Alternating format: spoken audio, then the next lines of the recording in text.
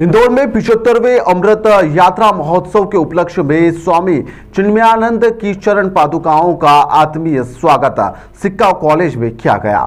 यह पादुकाएं चिन्मय मिशन के तहत इंदौर में आई है, जहां पर इंदौर केंद्र प्रमुख प्रबुद्धानंद सरस्वती और अमृत यात्रा के समन्वयक स्वामी अनुकूलानंद जी के सानिध्य में सिक्का कॉलेज में पहुंची। यहां पर सिक्का एजुकेशन ट्रस्ट के chairman P Bapuji, managing trustee doctor R Shridhar, treasurer trustee Shri Girdhar, trustee G Ramesh ने यात्रा का स्वागत करा। इस अवसर पर ट्रस्ट के पूर्व चेयरमैन SBS अय्यर, पूर्व ट्रस्टी श्रीमणि, सिक्का एजुकेशन ट्रस्ट की सचिव दिव्या साईराम समेत कई गणमान्य अतिथि भी इसमें उपस्थित रहे।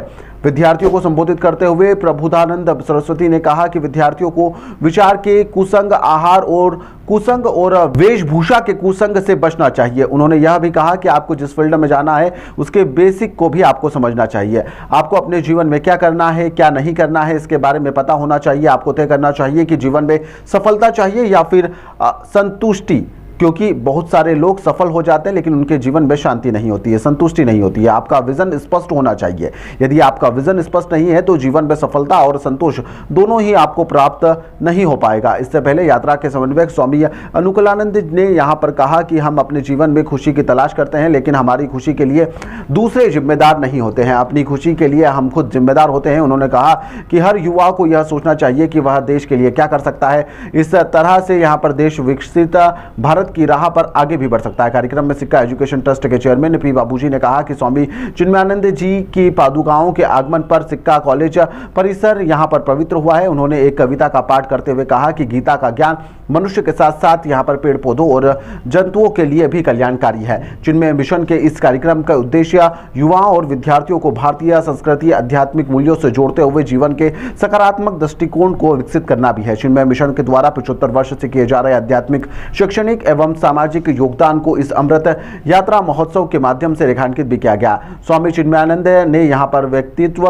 व कृतित्व का परिचय देने के लिए यात्रा के साथ साथ एक वैन में चल रही है। उन्होंने यह भी कहा, विद्यार्थियों ने वैन में लगी हुई प्रदर्शनी से चिन्मय मिशन के संस्थापक स्वामी चिन्मयानंद के व्यक्तित्व के बारे में भी जाना। उल्लेखनीय है कि स्वामी चिन्मयानंद नेशनल हेराल्ड में स्तंभ लिखा करते थे। उन्होंने गीता ज्ञान और उपनिषद से देश विदेश के कई लोगों को भी परिचित कराया। उन्होंने वेदांत दर्शन और देशवासियों को भी अवगत करवाया। प्राचार्य डॉक्टर गुंजन शुक्ला ने यहाँ पर कहा कि सिक्का कॉलेज में विद्यार्थियों को अनेक कैरियर के साथ ही उनके जीवन और आध्यात्मिक मार्गदर्शन भी उनके द्वारा दिया गया ताकि वे एक अच्छे नागरिक भी बन सके। इस यात्रा में युवाओं का समूह भी साथ में चल रहा है, जिसके अंदर वह 1 साल से राष्ट्र निर्माण के लिए उनके द्वारा दिया गया है। कार्यक्रम में पहले GS प्रेरणा ने गुरु वंदना प्रस्तुत करी। इसके बाद में कार्यक्रम का संचालन प्रोफेसर प्रतिभा सारस्वत के द्वारा किया गया। कार्यक्रम की सफलता में सभी फैकल्टी और स्टाफ का भी योगदान रहा।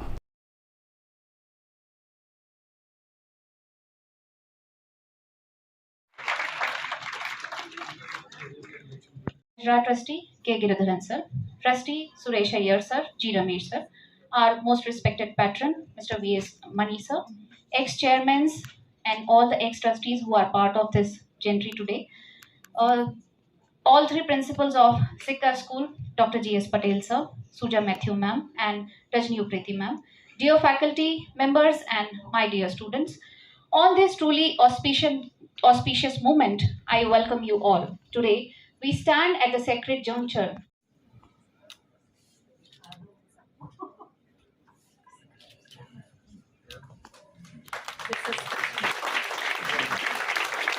Shri Krishna Prem तथा भक्ति के भाव से परिपूर्ण।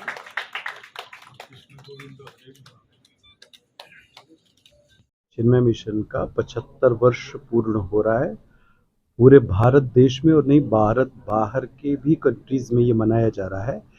ये यात्रा 295 डेज 30,000 किलोमीटर तय करेगी। 8 लाख युवाओं को केंद्रित करना हमारा लक्ष्य है, पर डे 300 का।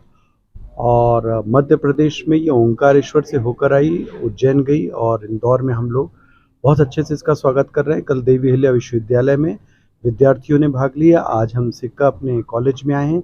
इसके बाद होलकर साइंस ऑफ कॉलेज जाएंगे। युवाओं के बीच में भारत के प्रति क्या अप्रोच होना चाहिए, दृष्टि रखना।